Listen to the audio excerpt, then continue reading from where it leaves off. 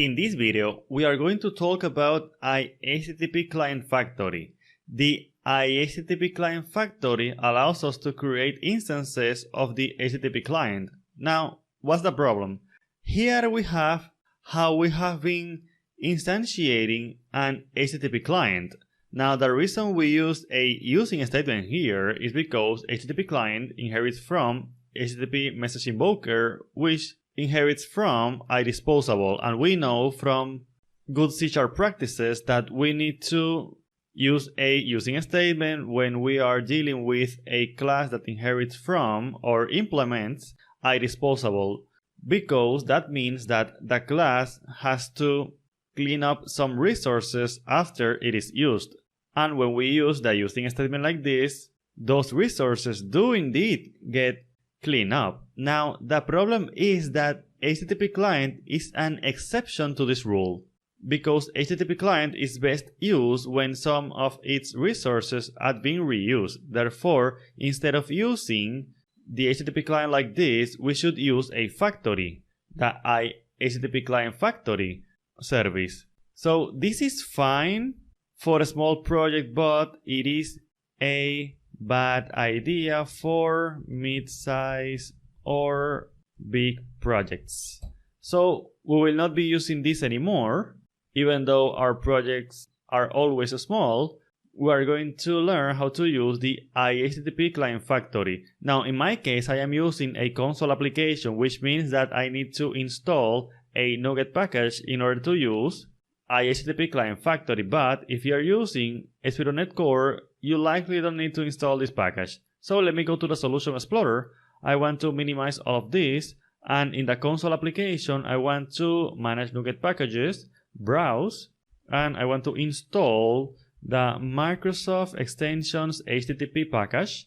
I will click on it and I will install it, and that's it. Now we can use the IHttpClientFactory. Let's do that.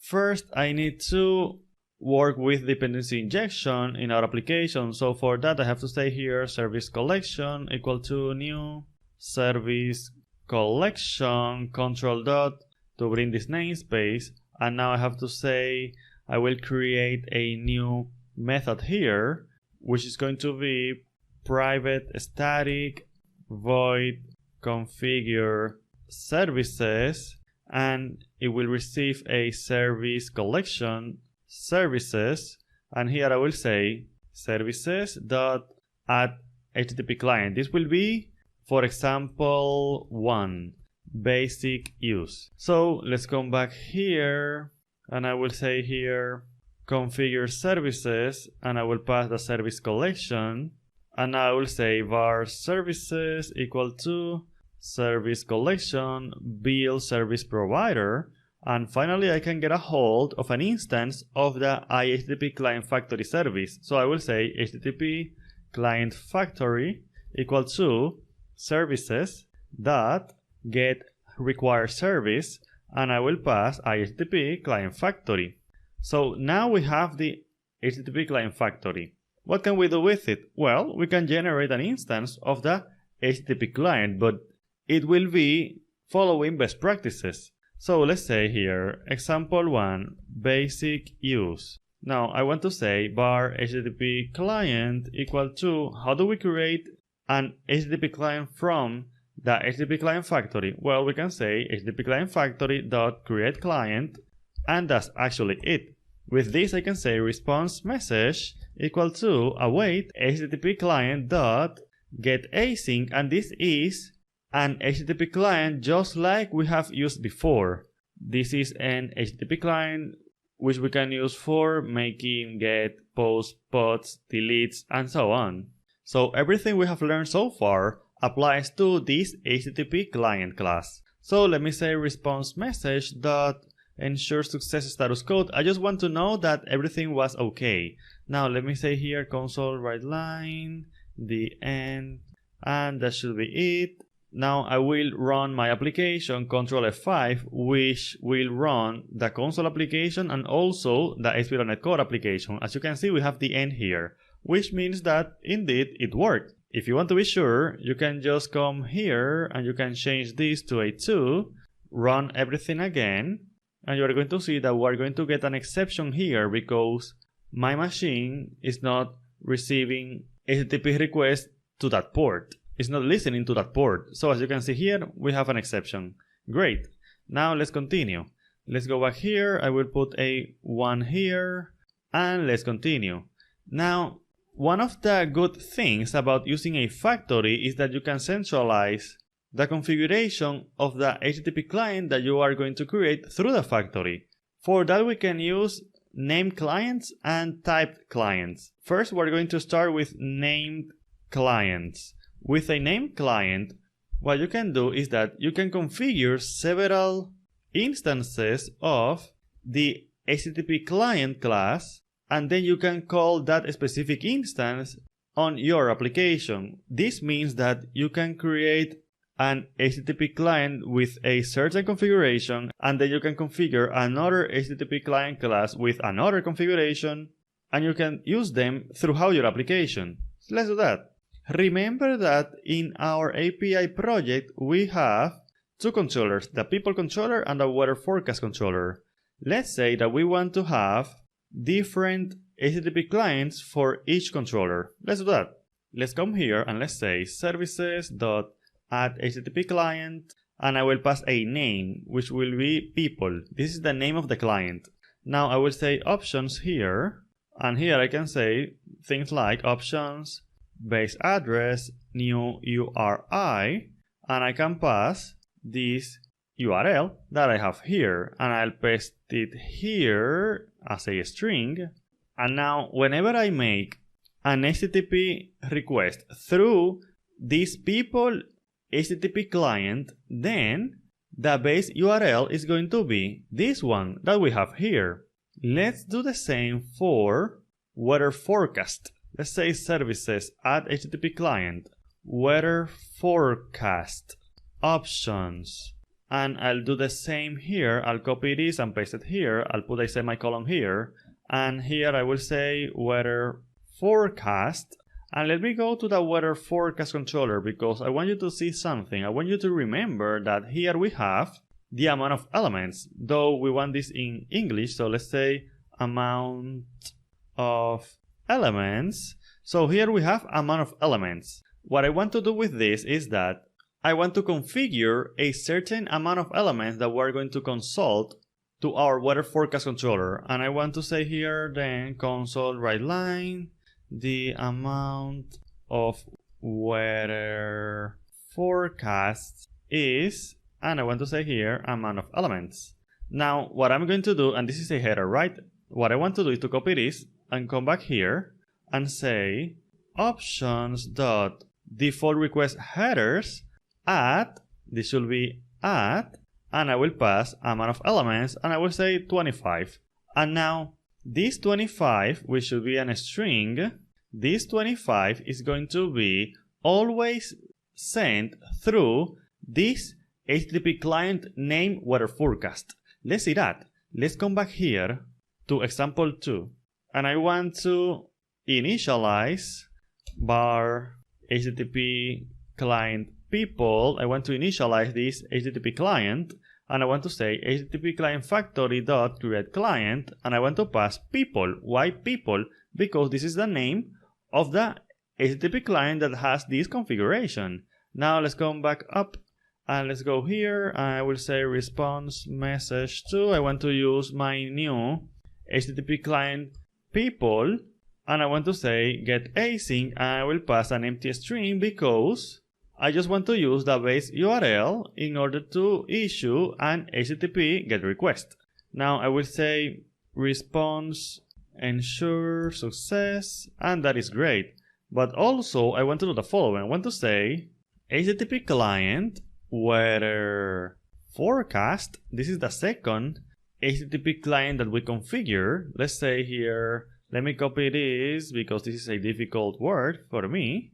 And let me put a semicolon here, and I will say bar response message 3 equal to await HTTP client weather forecast dot get async, and again I will pass an empty string, and I will say response message 3 ensure success status code. And so what I want to see is that none of this will throw an exception. And also we're going to see that in the console we get written the amount of weather forecast is 25. So let's do that. Let me press Ctrl F5 to run my application. And as you can see, we have the end, so no exceptions here. Let me close this. Now let me go to see the console of the ASP.NET Core Web API. So let's go to Output here, API, and as you can see, we have the amount of weather forecast is 25. Exactly. This 25 that we have here pre-configured in our HTTP client gets sent to my controller by using this instance of the HTTP client that comes configured with that value in the header. Now, maybe you don't like this. Maybe you don't want to have these people and this weather forecast here. Maybe you don't want to deal directly with the HTTP client. Maybe you want to use an abstraction so that you don't have to deal with this directly. You can do that. You can use typed clients. When we use typed clients, what we're doing is that we're creating a service, and that service is the one that is going to use the HTTP client in order to communicate with the web API. This allows us to have all of this hide as an implementation detail. So let's do that. Let me say here, example 3, typed clients. And now what I want to do is that I want to create a class. So let's come here to the console project and I will add a new folder and I will call it HTTP clients, enter, and I will create a new class here, class, and I will name it people HTTP client, enter, and I will make it public, and I want to do the following. I want to use the constructor because I want to receive through dependency injection an instance of the HTTP client class, control dot, and HTTP client, and I will create and assign it as a field. And now I want to create a new method here. Let's say public async task list of person, control dot to bring the namespace of person, and I want to say get people, and I will say return await HTTP client dot get from JSON async, control dot to bring this namespace list person, and I will pass the URL. I can have the URL as a field, as a private field of my people HTTP client class. So let me say here a string base URL, and I will put here this URL that I have here. Let me copy it and let me go back to people HTTP client class and let me paste this here. And now I can say here base URL. And now I can create an interface, control dot, and I can say extract interface, and I will just put the interface in the same file just to keep this short. Let's say OK. And now I have an interface which allows me to depend on an abstraction and not on a concrete class. Let's see that. Let's go to program. Let's go back to configure services. And in here, I will say example 3. Let me say services at HTTP client. And I will say iPeople HTTP client control dot to bring the namespace HTTP clients. And here I will put people HTTP client. Now, instead of working directly with people HTTP client or with the IHttpClientFactory or with the HTTP client class, I can work with iPeople HTTP client, which means that I can come here and I can say var people client equal to services dot get required service, and I can have here iPeople HTTP client, and now I have an instance here of the people HTTP client class. And from here I can say var people equal to await people client dot get people, and that's it. With this, I am making an HTTP request to my web API through this interface. But this is better because now if we are doing unit tests in our application, we can mock this iPeople HTTP client so that we don't have to depend on a third-party web API in order to test our console application. This is in general advice because, as you know, this allows us to follow the dependency inversion principle of the solid principles, which says that we should only depend on abstractions and not on concrete types. HttpClient client is an abstraction, so we are good to go. Now let me press Ctrl F5 one more time so that you can see that our application is still working. So bottom line is, the good practice for using HTTP clients in .NET applications is to use the IHttpClientFactory, which you can use in several ways. You can use it directly, as we did here in the basic use example.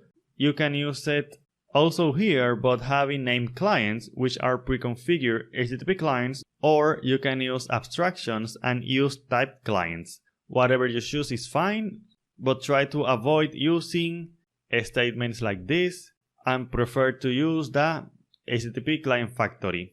Thanks.